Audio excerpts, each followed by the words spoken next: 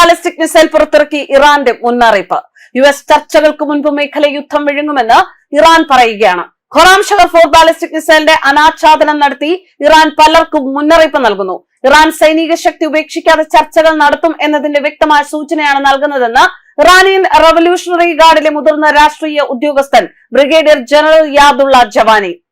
Iran അവരുടെ നിലപാടുകളിൽ നിന്ന് പിന്മാറുകയില്ല, യുദ്ധം ആഗ്രഹിക്കുന്നില്ല എന്ന് അദ്ദേഹം പ്രസ്താവിച്ചു. എന്നാൽ എതിരാളികളുടെ ഏതൊരു തെറ്റിനും ശക്തമായ തിരിച്ചടി നേരിടേണ്ടി വരുമെന്ന് ഇറാന്റെ മുന്നറിയിപ്പ്. ഇറാന്റെ ചർച്ചാ സംഘം രാജ്യത്തിന്റെ ശക്തിയിലും സൈനിക ശേഷിയിലും ആശ്രയിച്ച് ആത്മവിശ്വാസത്തോടെ ചർച്ചകളിൽ ഏർപ്പെടുകയാണ്. വിട്ടുവീഴ്ചകൾ ഉണ്ടാവില്ല, പകരം പ്രതിരോധത്തിന് ഊന്നൽ നൽകും. അമേരിക്കയുമായുള്ള നിർണായക ആണവ ചർച്ചകൾ ഒമാനിൽ പുനരാരംഭിക്കുന്നതിന് ഏതാനും മണിക്കൂറുകൾ മാത്രമാണ് ബാക്കി. ഈ അവസരത്തിൽ ഇറാൻ അവരുടെ ഏറ്റവും പുതിയ മധ്യദൂര ബാലിസ്റ്റിക് മിസൈൽ ഖൊറാം ഷഹർ 4 പ്രദർശിപ്പിച്ചു. ഈ ശക്തമായ ആയുധങ്ങൾ നിറഞ്ഞ ഭൂഗർഭ മിസൈൽ സൗകര്യങ്ങളുടെ നാടകീയമായ ദൃശ്യങ്ങൾ സ്റ്റേറ്റ് മീഡിയ പുറത്തുവിട്ടിരിക്കുകയാണ്. ഉയർന്ന സംഘർഷങ്ങൾക്കിടയിൽ തന്ത്രപരമായ പ്രതിരോധം ഉപയോഗിക്കാനുള്ള ടെഹ്റാന്റെ സന്നദ്ധതയാണ് ഇത് സൂചിപ്പിക്കുന്നത്.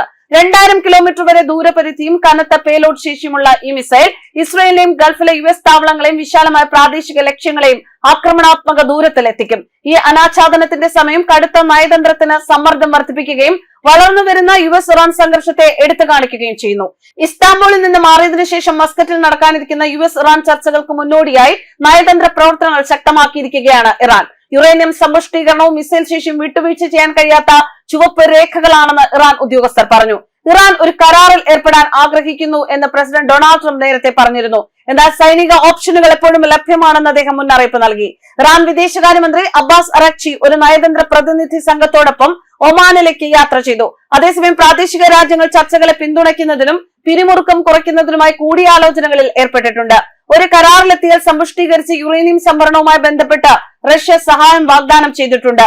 ഒരു കരാറിനുള്ള സാധ്യത കുറവാണ്, സൈനിക പ്രത്യാഘാതത്തിനാണ് സാധ്യത കൂടുതൽ. ഇസ്രയേലി വിലയിരുത്തലുകൾ മുന്നറിയിപ്പ് നൽകുന്നു. 2025 ജൂണിൽ ഇസ്രയേലുമായുള്ള 12 ദിവസത്തെ യുദ്ധത്തിന് ശേഷം തന്ത്രപരമായ പ്രതിരോധ നയം ഏകോപിപ്പിക്കുന്നതിനും പ്രതിരോധം ശക്തിപ്പെടുത്തുന്നതിനുമായി രൂപീകരിച്ച സ്ഥാപനമാണ് ഡിഫൻസ് കൌൺസിൽ.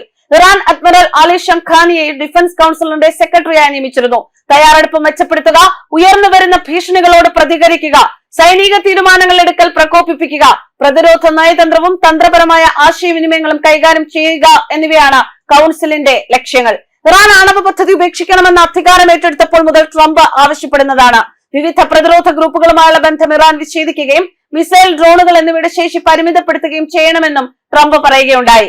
അമേരിക്കയുമായി ഒത്തുതീർപ്പിലെത്തിയില്ല എങ്കിൽ ഇറാന് മറുപടി ബോംബിംഗ് ആയിരിക്കുമെന്ന് ട്രംപ് ഭീഷണി മുഴക്കിയിരുന്നു. കരാറിൽ എത്തിയില്ലെങ്കിൽ ബോംബാക്രമണം ഉണ്ടാകും. അവർ ഇതുവരെ കണ്ടിട്ടില്ലാത്ത തരത്തിലുള്ള ബോംബാക്രമണമായിരിക്കും അത്. ഇറാൻ കരാറിൽ എത്തിയില്ലെങ്കിൽ 4 വർഷം മുൻപ് താൻ ചെയ്തതുപോലെ അവരുടെ മേൽ ഇരട്ട ചുങ്കം ചുമത്താൻ സാധ്യതയുണ്ടെന്നും ട്രംപ് മുന്നറിയിപ്പ് നൽകിയിരുന്നു. ഇതൊക്കെ പറയാൻ ട്രംപും അമേരിക്കയും ആരാണെന്നാണ് ഇറാൻ സൈന്യം തിരിച്ചു ചോദിക്കുന്നത്. ആക്രമിച്ച ചരിത്രമല്ലാതെ തിരിച്ചടിയുടെ ചരിത്രം സമീപകാലങ്ങളിൽ ഉണ്ടാകാത്തതാണ് അമേരിക്കയുടെ അഹന്തയ്ക്ക് കാരണമെന്നും ലോക പോലീസിലെ ധാർഷ്ട്യം തങ്ങൾ തീർത്തു തരാം എന്നുമാണ് ഇറാൻ സൈന്യം വെല്ലുവിളിക്കുന്നത്. ഇറാന്റെ ഈ ആത്മവിശ്വാസത്തിനും ഇതിൽ അവരുടെ ആവനാഴിയിലെ ഇതുവരെ ലോകം കാണാത്ത ആയുധമാണ് എന്നാണ് പാശ്ചാത്യ മാധ്യമങ്ങളും വിലയിരുത്തുന്നത്.